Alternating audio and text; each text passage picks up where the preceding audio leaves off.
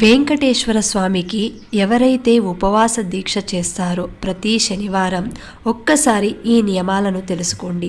ఎందుకంటే వెంకటేశ్వర స్వామి ఏది కోరినా సరే వరాలిచ్చే వడ్డీ కాసులవాడు. కాబట్టి వ్రతం చేసేవారు శనివారం రోజున తినే ఆహారంలో ఎట్టి పరిస్థితుల్లోనూ నూనె వాడకూడదు. పూర్తిగా నెయ్యితో తయారు చేసిన ఆహార పదార్థాలను మాత్రమే భుజించాలి.